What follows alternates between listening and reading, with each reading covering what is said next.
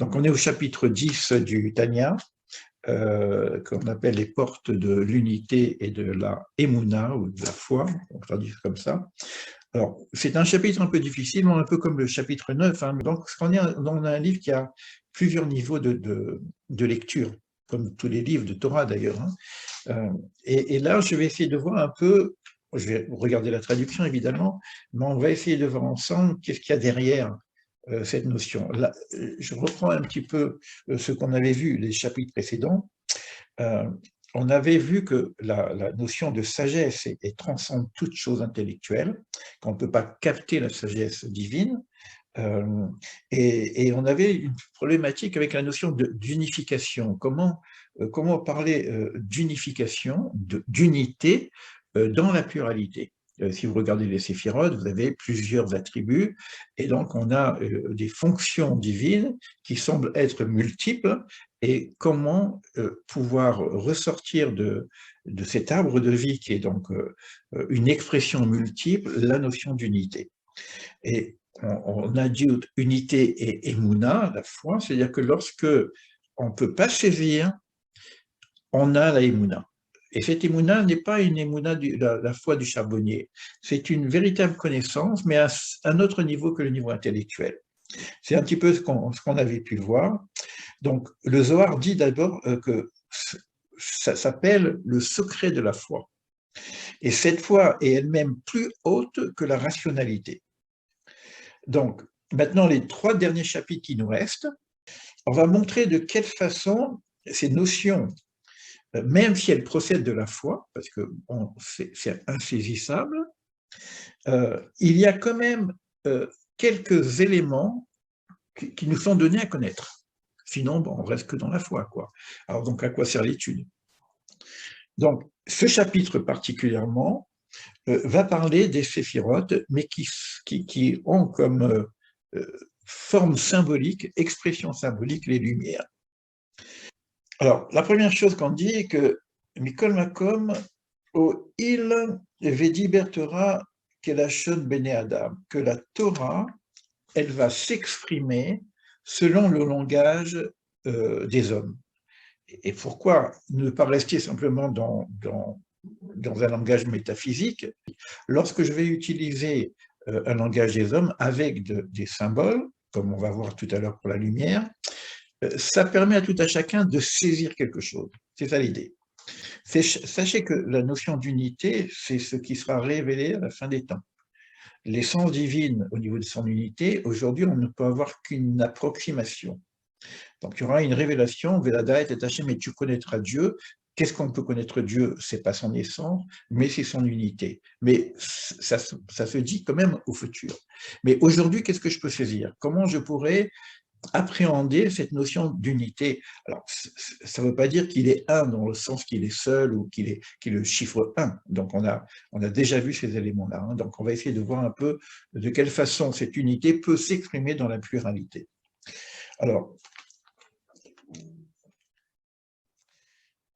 et s'il s'exprime dans le langage des hommes, c'est afin de faire entendre à l'oreille ce qu'on peut capter. Donc, on a une limite, on est dans la voie de la connaissance, on a une limite de la connaissance, mais on va utiliser un langage qui nous permet quand même de capter certaines choses. Les maîtres de la Kabbalah ont été autorisés, on pourrait dire ça comme ça, d'exprimer l'unification de Dieu et de ses attributs d'une manière que ce soit accessible à l'intellect humain, bien que cette notion doit être appréhendée avant tout par la foi. Alors, c'est cette articulation qui est extrêmement importante dans la Kabbale entre la foi, mais quand je parle de la foi, je parle de la Emouna, c'est une forme de connaissance, je sais que cela est vrai, mais je ne peux pas le démontrer intellectuellement, et ce que je peux saisir par l'intellect. Rappelez-vous que quand on a étudié les voies de la direction divine, ça commence par cette idée-là, qu'on a dans la Kabbale une invitation à aller au maximum de notre capacité de saisissement, d'entendement, de compréhension. Et ce que je ne peux pas saisir, Chouva la Makom revient à l'endroit, et l'endroit de base, le socle, c'était la Emouna. Ani Ma'amin Be'emuna Shlema. Je crois d'une façon parfaite que. Et puis maintenant, je vais essayer de comprendre ce que je crois. Alors, ça ne veut pas dire que cette croyance n'est pas une croyance qui serait hors de la compréhension. C'est cette difficulté-là, parce que nous, en général, quand je crois, c'est que je ne sais pas. Et donc, on va essayer de voir un petit peu qu'est-ce que serait cette émouna, on traduit malheureusement par croyant, je ne sais pas comment on pourrait le traduire, le terme qui serait le plus proche, c'est émettre, c'est vrai. Mais quand je dis émettre, ça veut dire que ce n'est pas quelque chose que je démontrais, mais je sais que c'est vrai. Voilà l'enjeu un petit peu de notre soirée. Alors maintenant, cette permission, puisqu'on a parlé de permission, a été accordée à ceux qui possèdent donc cette sagesse, qu'on appelle la sagesse de vérité, donc on parle d'émettre, encore une fois, de définir ça par la symbolique des séphirotes. Alors, on nous le dit, et puis cette séphirotes-là, on va les appeler Vaikra Otam Orot, on va les appeler lumière. Alors pourquoi on a choisi le terme de lumière? Pour exprimer les séphirotes. Alors, par cette allégorie, justement, on peut comprendre quelque chose d'intéressant au niveau de l'unification par rapport à ce qu'on appelle Akadosh Baruch Hu, ce qu'on va exprimer l'idée de Dieu et de ses attributs. Alors, les attributs sont multiples, les séphirotes sont multiples. Mais quand j'utilise la notion de lumière,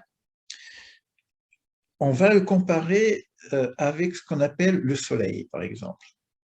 La lumière du soleil est déjà dans le soleil. Ce n'est pas quelque chose de séparé du soleil. D'ailleurs, c'est pareil quand je regarde une lampe. On peut se demander, est-ce que c'est quelque chose de différent de la lampe? Non, la lumière, c'est la lampe. Et puis si j'éteins la lampe, il n'y a plus de lumière. Donc le soleil a en lui cette lumière que nous allons nous recevoir en tant d'émanation. Alors c'est cette idée-là, par rapport aux séphirotes, aux attributs divins, il n'y a pas de distinction entre la sagesse divine et le divin lui-même. Donc là, l'ensemble des luminaires, on va appeler ça les séphirotes, sont intégrés déjà à la source. Donc la source contient l'ensemble des... Donc c'est en cela qu'on peut commencer à parler d'unité, le soleil éteint, même si les luminaires, la lumière va être fragmentée ensuite par plusieurs couleurs, parce que c'est plutôt au niveau de la réception qu'il va y avoir la fragmentation, mais au départ, c'est une lumière, et cette lumière, elle est confondue au soleil. Donc c'est cette idée-là qui nous donne comme base. Le reflet de l'étincelle en émane s'appelle lumière, ainsi qu'il est dit. Alors maintenant, on a compris la notion d'unification. Il s'agit ici d'indiquer que l'émanation divine au sein de la création est appelée lumière, car cela est clairement établi, de sorte que cette définition nous permet, selon le Tanya, va mettre ici l'action sur la réduction d'intensité de cette lumière par rapport à ce qu'elle est à sa source. Quand vous voyez la lumière du soleil, même qu'à la source, c'est la même chose, mais il va y avoir une réduction du soleil, de la lumière, qui fait que la lumière peut être recevable. On ne peut pas être dans le soleil, donc on ne peut pas avoir de relation avec le soleil autrement que par sa lumière. De la même façon qu'on ne peut pas avoir de relation directe avec le divin, on ne peut pas connaître le divin lui-même autrement que par son émanation, c'est-à-dire par ses lumières, donc par ses séphirotes. C'est des choses qu'on avait déjà dit autrement. Il en résulte, alors maintenant, que l'occultation de la lumière divine au sein de la création ne crée pas une modification à l'intérieur du divin. Pourquoi je dis ça? Parce que la question qui se pose au niveau de la Kabbale, c'est qu'on pourrait croire c'est pas facile comme idée. On pourrait croire qu'il y avait Dieu, lumière infinie, il y a une volonté de créer et il y a une création. Donc, du fait qu'il y a une création, on pourrait croire qu'il y a un changement dans la source. Si on prend cette idée-là, il y a un soleil, il y a des lumières, des émanations de cette lumière qui va être reçue aussi, on verra après comment ça va se passer au niveau de la réduction de cette lumière, mais le fait que le rayon de soleil est réduit en intensité ne change en rien la source. C'est l'exemple qu'on nous donne. On aurait pu croire que, bon, il y a un changement. Il n'y avait pas la création, et puis il y a la création. Il n'y avait pas les lumières, et puis il y a les lumières. Non, il n'y a pas de changement au niveau de la source. Donc c'est ça qu'on parle au niveau de la notion de permanence du divin, qui est immuable, qui n'a aucun changement en lui-même. Le luminaire proprement dit, c'est celui qui éclaire. Alors, quand on voit cette notion d'éclairer, alors moi je rajoute quelque chose parce que je prends le terme en hébreu Amaor, Ameir, le luminaire qui éclaire. On pourrait croire qu'on n'est que dans la notion matérielle. Or, cette première lumière, elle n'est pas matérielle, parce qu'on voit que la lumière matérielle, elle est bien plus tard. C'est quoi une lumière qui éclaire? De quoi on parle ici? Tout l'objectif de la Torah, de la Kabbale en tout cas, c'est d'arriver à une certaine connaissance, même si elle est limitée, de l'unité divine, de connaître Yadarat et Hachem, et tu connaîtras Dieu, c'est-à-dire son unité. Alors, quand on parle d'éclairer, entendez-les aussi encore au niveau de la connaissance. C'est-à-dire que cet exemple qu'on nous a donné, qui est un exemple matériel, il faut le remettre maintenant au niveau de la connaissance de Dieu. De la même façon qu'on ne peut pas connaître Dieu lui-même au niveau de son essence, il va y avoir des émanations qu'on appelle lumière, donc on appelle séphiroth, et la connaissance de ces séphiroth va nous permettre de comprendre, et c'est toute la démonstration qu'il va faire ici, on est vraiment dans presque de la mathématique, cette notion des séphiroth qui sont multiples vont nous permettre de comprendre la notion d'unité de Dieu. C'est ça l'idée. Donc, l'éclaircissement, en tout cas, s'éclairer, c'est arriver à connaître. C'est juste pour qu'on ne reste pas simplement avec les éléments du soleil et des lumières en termes de matériel. C'est comme si on pourrait dire que la symbolique qu'on nous donne des séphiroth, c'est elle qui va nous permettre d'imaginer un principe unique qui est à l'intérieur de l'essence divine. Tout le monde n'est pas d'accord avec ça, hein, parce que c'est des questions qui se posaient, si je sais pas si vous connaissez un livre qui s'appelle « Le philosophe et le kabbaliste », c'est la question qui est posée. Est-ce que les séphiroth sont créées ou est-ce qu'elles sont divines? Alors, à un moment donné, on va parler de création, parce que lorsqu'on va descendre dans le monde de la Hashia, de notre monde-là, on va commencer à parler de création. Mais donc là, lorsqu'on parle de cette unification, on parle du monde de l'émanation. C'est-à-dire qu'il faut c'est pour ça qu'il y a beaucoup de confusion dans la Kabbale, c'est que les gens ne savent pas à quel niveau on parle.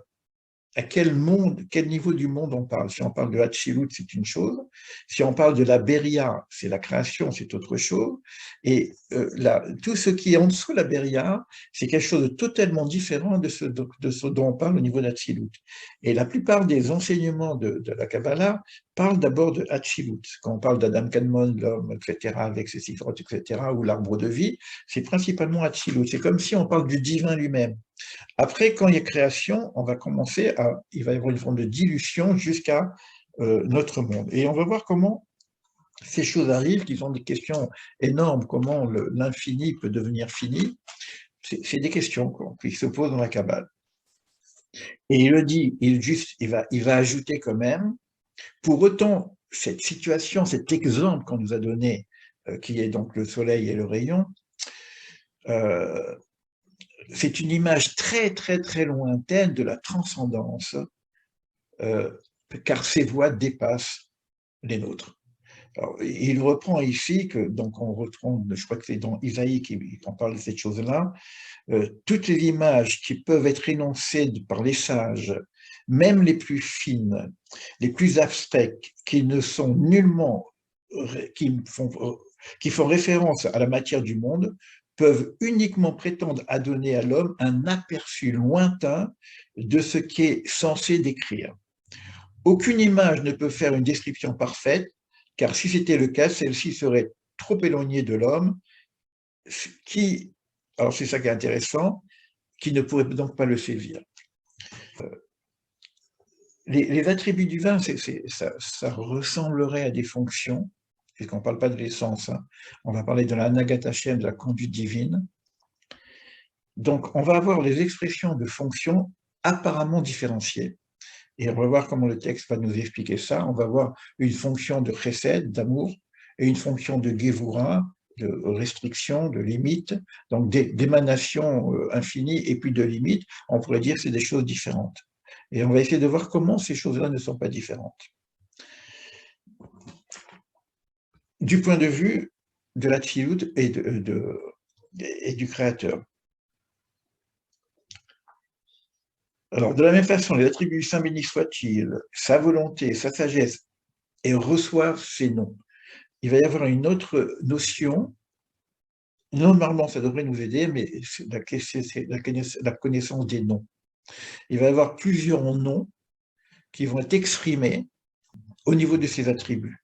C'est-à-dire que chaque séphira pourrait avoir soit un personnage qui le représente, soit un nom spécifique. On sait que, par exemple, si je prends Chesed, ça correspond au nom El. Si je prends Gevura, ça correspond au nom Elohim. Donc, on aura des noms maintenant, ce qui fait que lorsque je vais étudier, lorsque je vais prier, il va y avoir des noms différents. On parle toujours de Dieu, mais on va exprimer des noms différents. Et donc, et c'est pour ça que le terme dans la connaissance divine, c'est « tu me connaîtras par mon nom ».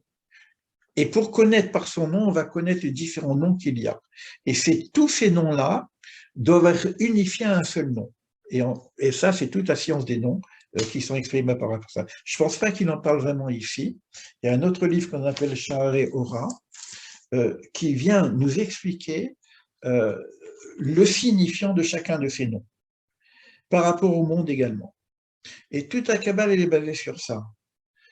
Alors, à quoi ça sert si on sait que Dieu, c'est Dieu? On pourrait garder un générique Dieu. Alors, on a un autre générique qu'on appelle le nom, qui est le nom Yud-Kevaf, qui est le nom à 4 lettres. C'est une autre façon de parler de Dieu. Mais comme c'est une émanation, dans la Kabbale, on parle de ça comme des vêtements, des attributs. Mais il y a des attributs qui représentent l'essence, il y a des attributs qui représentent une fonction. C'est là où on rentre vraiment dans le cœur de la Kabbale. Alors maintenant, on va essayer de voir des termes qui sont rapportés dans les Midrash, que lorsqu'on dit que le monde fut créé par 10 éléments, ça c'est il y a aussi une sagesse qu'on appelle la sagesse d'Élie le prophète, qui reprend tout cet enseignement et qui va développer les 10 éléments qui sont la base de la création du monde. C'est-à-dire que ces 10 éléments vont être une forme de réduction progressive de la lumière. Et bon, ça vous les connaissez, c'est les 10 séphirotes qu'on trouve dans l'arbre de vie. Donc là, il redit maintenant, je reprends ici dans le terme, Eliaoudi, il a fait 10 vêtements. Donc, ça parle de vêtements. C'est quelque chose d'un peu difficile, je sais, mais je vous avais déjà dit une fois que j'avais posé la question, qu'est-ce que Dieu quand on dit Dieu? Et j'avais rencontré un kabbaliste qui me dit, faut qu'on étudie ce texte-là parce que c'est l'essentiel de la Kabbalah. que tout ce qu'on dit, ce ne sont que des vêtements de la lumière première. Voilà. Donc, même quand on utilise les noms, chaque nom est un vêtement. Alors, on a l'impression que ces vêtements sont une réduction, et on va voir en quoi ces vêtements sont le principe d'amour divin, parce que c'est la seule façon qu'on aura de pouvoir l'appréhender et le connaître. Ça, c'est la démonstration qu'il est en train de nous faire. Voilà, c'est juste le texte juste après. Eliaoudi, il a fait 10 vêtements que l'on a appelés les 10 séphirotes, afin de diriger les mondes cachés qui ne se révèlent pas, de même que les mondes dévoilés. C'est en eux que tu te caches. Et si on comprend bien, c'est que cette notion de dissimulation, finalement, c'est une notion de révélation. Parce que en se cachant au niveau de la lumière infinie, il se révèle au niveau de l'homme. Il donne la possibilité de l'homme d'appréhender le divin.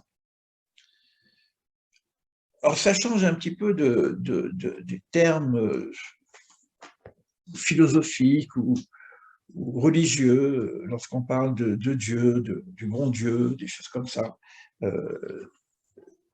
Qu'est-ce que ça veut dire? Ben, là, on nous dit que cette notion de base est inaccessible et Dieu se voile, on appelle ça des vêtements. Mais il ne se voile pas pour se cacher simplement, il se voile pour se révéler. Je trouve que bon, le terme est intéressant. En tout cas, c'est ce qu'il dit ici, tu te dissimules aux hommes afin que ceux-ci ne perçoivent pas la vitalité divine dans son amplitude. Donc, si c'était le cas, les créatures perdraient leur existence, ne pourraient pas exister. Et le monde entier serait mis en cause. Donc, il y a une nécessité de voilement progressif de cette lumière. J'avais dit que c'est un texte un petit peu difficile. Il va s'éclaircir un petit peu avec la notion de la création. Ainsi, lors du premier des jours de la création, se révèle l'attribut de bonté, de chesed. Alors maintenant, on est dans des génériques, parce que chesed, bon, il est tout en bas, mais on est droite-gauche. Chesed, c'est tout ce qui est droit. Qui porte en lui tous les attributs. Aussi bien sa volonté, sa chorma, sa bina, son darat, tout est à l'intérieur de chesed. Alors comment on va comprendre ça? Parce que chesed, c'est la notion d'émanation, au départ. Après, on va faire des réductions, mais cette réduction est déjà dans chesed. Après avoir longuement montré la première partie, donc ce qu'on a vu dans les attributs, ici, on essaye d'analyser deux attributs qui vont être les deux attributs dominants, droite-gauche, masculin-féminin, chesed et gvura, qui correspondent aux 2 premiers jours de la création. Et on va en déduire de là tout ce qu'on peut comprendre sur les autres attributs.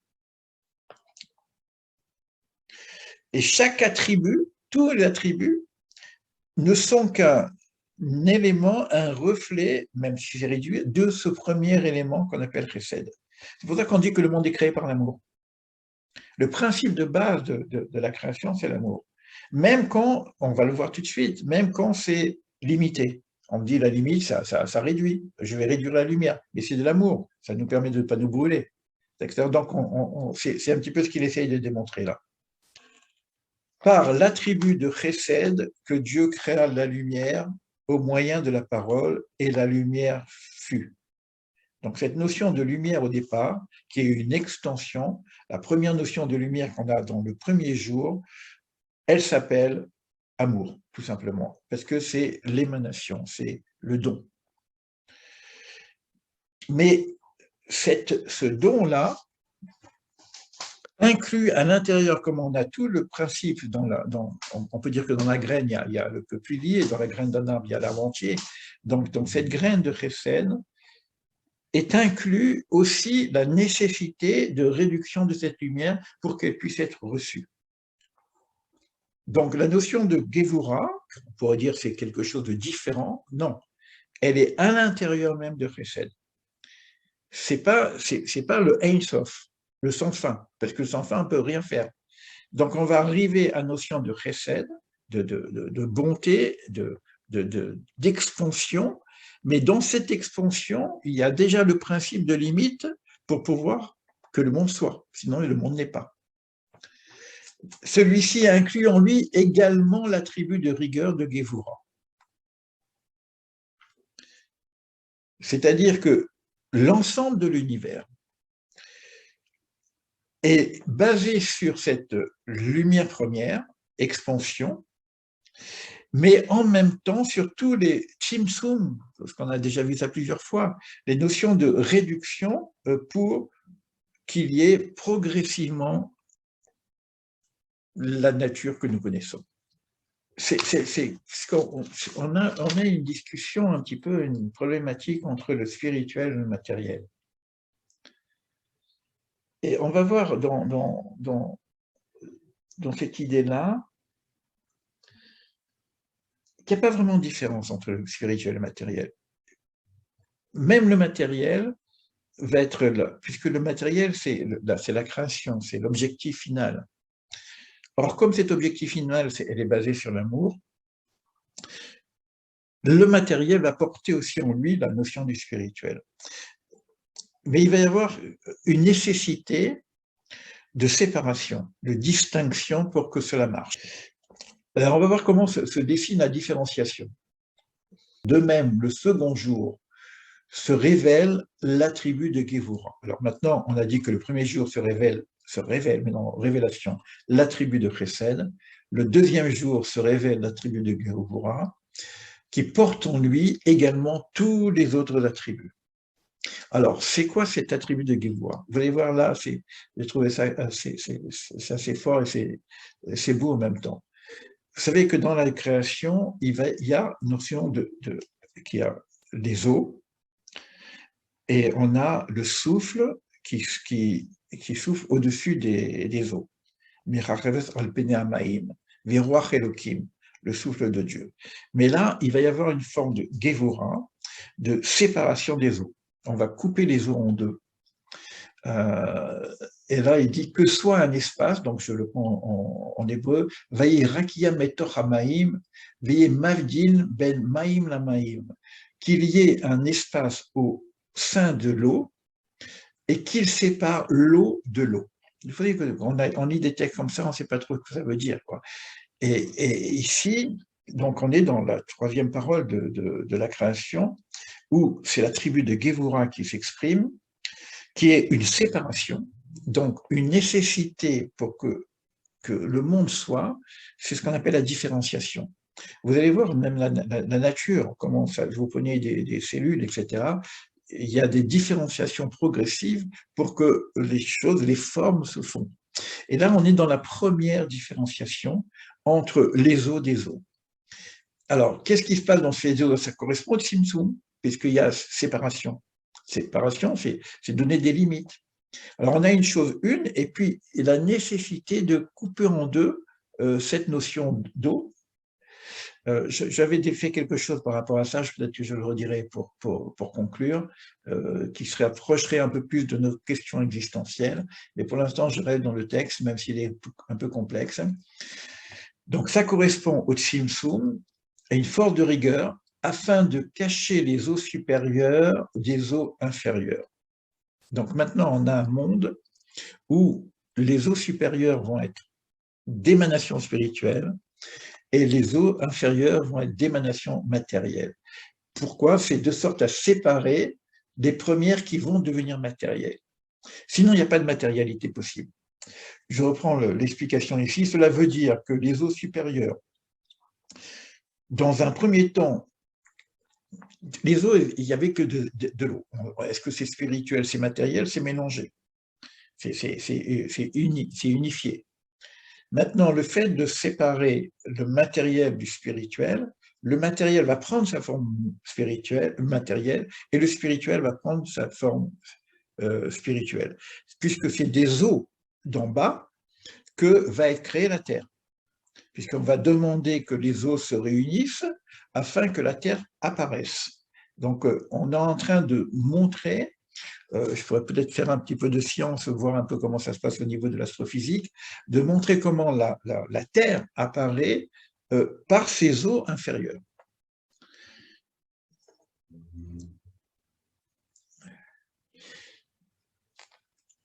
Alors maintenant, ce qu'il dit, puisque l'objectif, c'est la création du monde, l'objectif, c'est qu'il y ait une créature, on va revoir tous les jours de la création, ben ça, c'est encore de l'amour, c'est encore du chesed. Même si on divise, même si on matérialise, pour que sinon, il n'y a pas de création, il n'y a rien, on n'existe pas. Donc, toute cette matérialisation, elle est faite toujours dans le principe d'amour. Si vous prenez même un enfant dans le ventre de sa mère, quelque part, il est mélangé à la mère. Il est la mère, et c'est un embryon.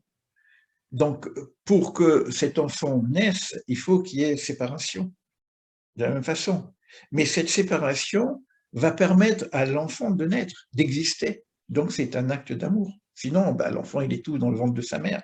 Et de la même façon, la création, ben, elle n'existe pas, elle est tout dans le ventre de la mère, de la grande-mère. Tout cela, alors c'est pour ça qu'il dit que l'attribut de Chesed est également inclus en lui, car le monde est bâti sur la bonté. Tout cela permet de faire apparaître la terre ferme, et l'homme donc, sur elle afin de servir Dieu. Par la suite, il en fut de même également pour tous les autres attributs.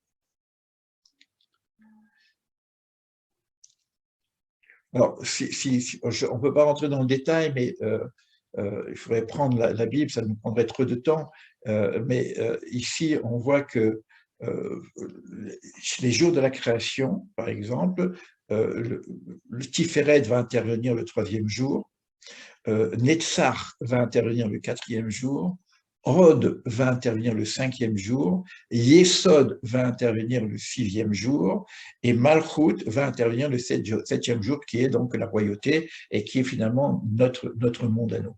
Donc progressivement, il va y avoir la notion de cette création, et le prophète Élie va préciser que ces séphirotes-là permettent, c'est tout le plan de la création, parce que le prophète Élie parle des séphirotes, etc., mais finalement, il nous donne, comme le projet divin, il nous explique tout le plan de la création à travers et les séphirotes et les jours de la création.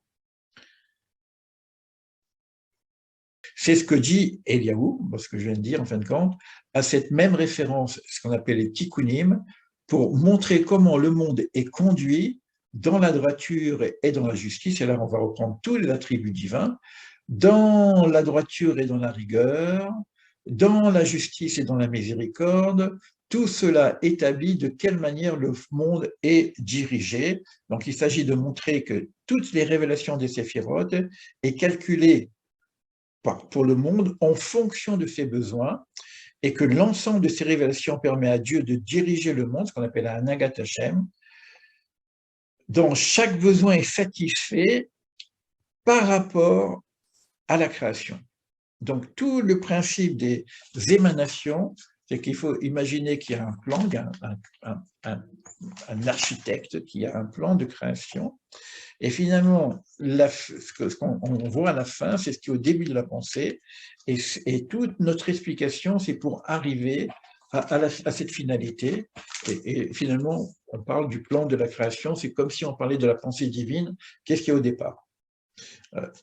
Il conclut quand même que tout ce qu'on vient de dire là, si je devais conclure, on ne parle jamais de Dieu. On parle de quoi? On parle des attributs divins, on parle de l'Anagat Hashem, on parle de la conduite divine, on parle des noms divins, on parle des émanations divines, on parle des lumières, mais on ne parle jamais de l'essence divine. Et la seule chose qu'on pourrait accéder, d'après ce qu'on a compris et d'après ce qu'on avait déjà étudié par avant, La seule chose qu'on pourra accéder au niveau du divin, puisque le divin c'est de l'ordre de l'infini et nous on est de l'ordre du fini, la seule chose qu'on pourrait saisir et qui sera donc la révélation finale, c'est l'unité. Et tout ce qu'il fait là, c'est pour l'instant nous donner des approximations de cette unité, en nous donnant en même temps le plan. Si on devait résumer un petit peu tout ce texte d'une façon vraiment très simple, c'est que d'abord on commence à parler de lumière pour nous permettre de comprendre que la lumière est à l'intérieur de la source, donc que les séphirotes sont à l'intérieur de la source. Ça, c'est la première notion au niveau de l'unité.